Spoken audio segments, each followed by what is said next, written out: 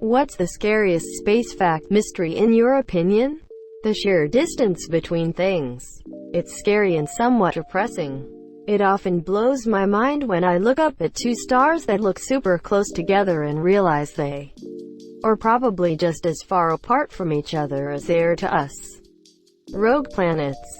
Planets that do not follow any given orbit. They may have been in an orbit at one time, but now they refuse to play by the rules. They were most likely knocked out of their orbit by another body, and now they are set on doing the same. There's a strangely artistic movie called Melancholia that has such a planet. That part of it is disturbing.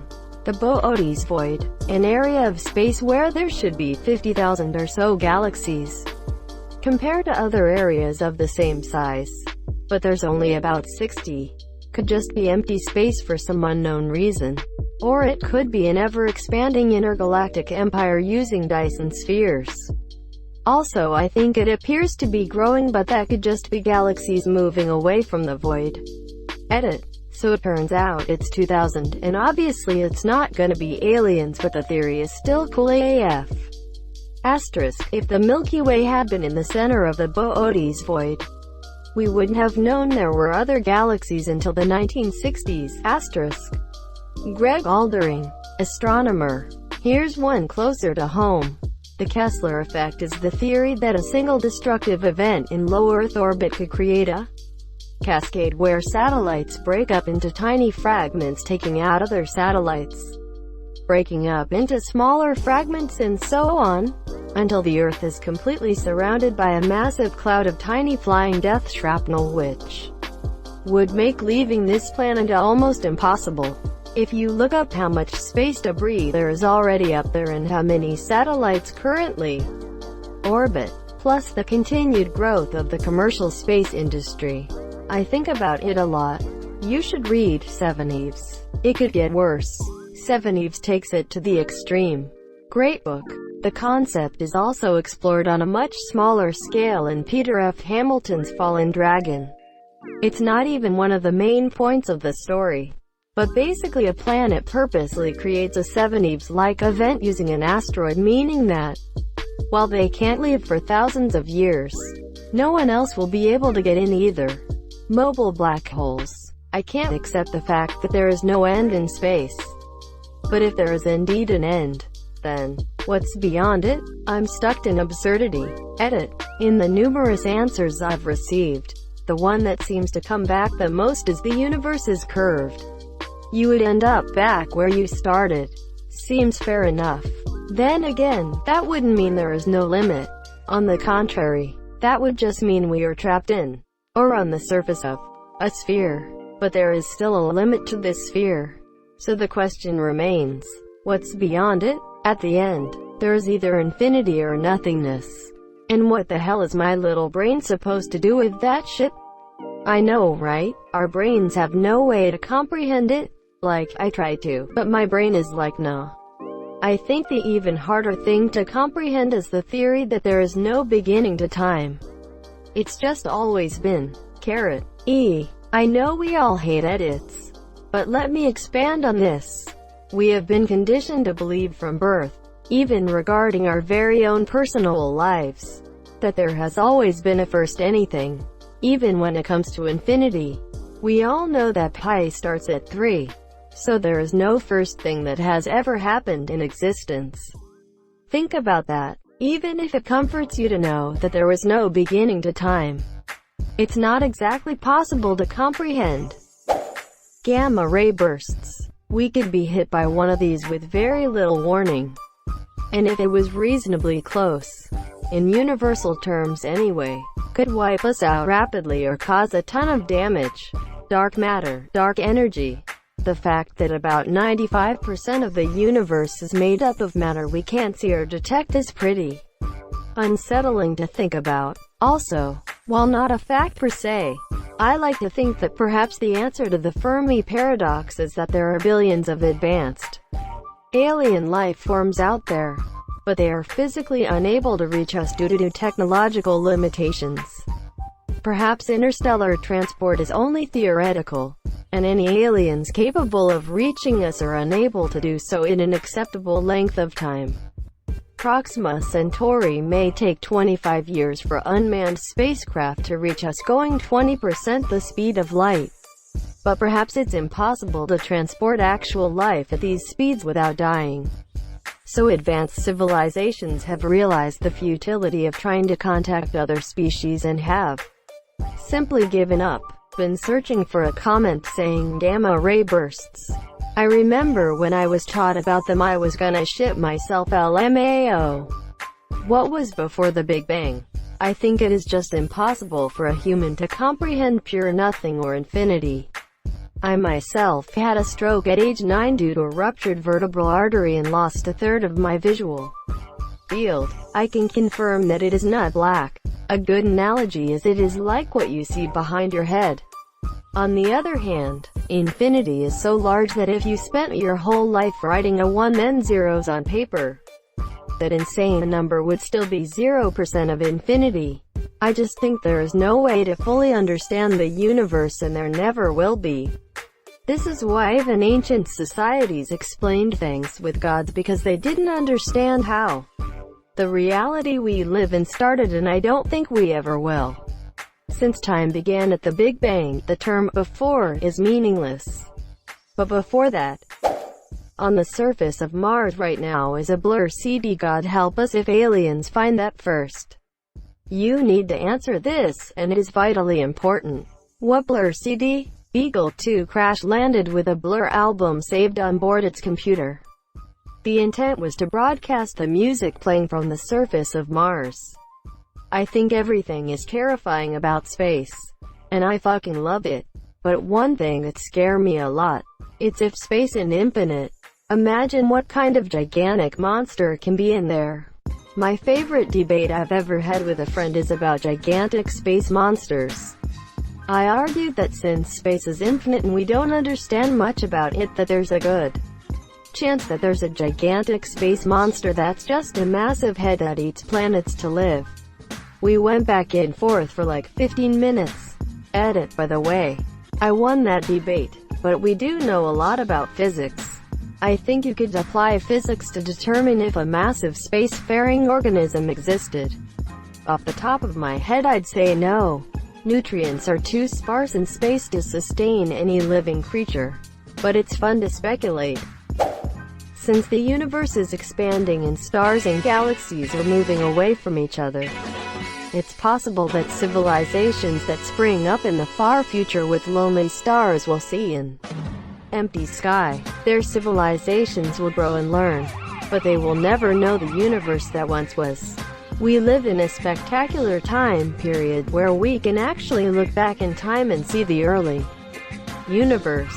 Future civilizations won't have that luxury. They'll believe that the universe is, and always was, dark, dead, and empty, aside from their small island of light. With that in mind, you have to wonder what stellar phenomena may have populated the universe billions of years ago but are now too far away for us to ever detect. Thank you for the existential crisis. Ever gone on a road trip and hit a patch where you're just driving for hours and you don't see anything exciting? I've experienced this in Australia, Canada and USA. All very large countries. Imagine doing that for years, traveling to another planet, only to find out that due to a small rounding error, your ship is 1/100th of a degree off, and you're centuries off course. Moon's haunted. There is literally no end to the universe. No matter how long we study it, there will always be stuff that we will never know just because of the vastness of space. There could also be multiple universes, which is unbelievable considering that we know so little about our own. There is no guarantee that the universe won't end in the next 10 seconds. Edit. There are people who are confused. I'm just saying that with the uncertainty of it all, it could be possible. Not saying it will. It could. Unlikely. But it isn't impossible. Edit. Thank you so much. You, Chewbacca 207 for the silver. I really appreciate it. I had kind of a horrible start to my day. And the fact that someone appreciates something that I didn't like that much turned my day around. Update, it didn't. Update, it did. Update, not just reboot the server. The Great Attractor is kinda ominous. There's an exoplanet with wind that's many times the speed of sound and that rains glass. Another exoplanet that has spent time inside its star. There's a sort of fear that we aren't alone in the universe. Chances are anything we meet won't have remotely similar emotional spectrums that we have. Then there's the horrifying notion that we are alone in that infinite blackness. That we're just a fluke of chemistry that will probably never happen again. Edit. More people have died on Earth than have died on the Sun. Spook. How a planet can spend time inside its star. With consent. 1. We are the only intelligent beings in the entire universe. 2. We aren't the only intelligent beings in the entire universe. Both are equally terrifying, yet one of them is true. And we don't even know which one that is. I think what's scarier is 3. We weren't the only intelligent beings in the entire universe. But we are now. Something killed them all. And we don't know what or how. Maybe they annihilated themselves. Maybe something or someone wiped them all out. We don't know. All we know is that we are alone now. Or we are alone now. Only because the next intelligence hasn't emerged yet. But well, we have a 4 billion year head start. Imagine what our technology will look like by the time we meet the next intelligent life in the universe compared to theirs. Heat death, that one keeps me up at night. Take your socks off. It's quite possible, likely even, that we'll never leave this solar system this year because even getting up to a modest fraction of the speed of light, travel elsewhere just takes too damn long.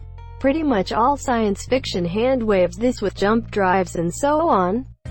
But any kind of device like that would violate causality and is fairly unlikely to be possible. Our ancestors probably thought that the moon is unreachable, yet we landed on it. The idea of rockets would be laughable at their time, just like the idea of interstellar travel is laughable to us now. We know a lot more than they did. In effect, there are a limited number of places remaining for the conceptual theory behind a jump drive to hide.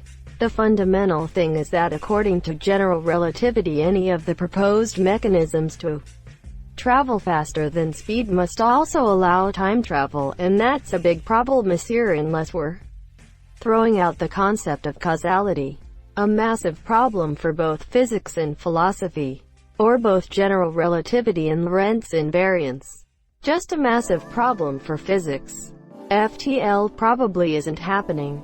Now, forgive me if I am wrong, but if we did manage reach 99.9% speed of light, wouldn't the trip seem almost instant to those on board due to time dilation?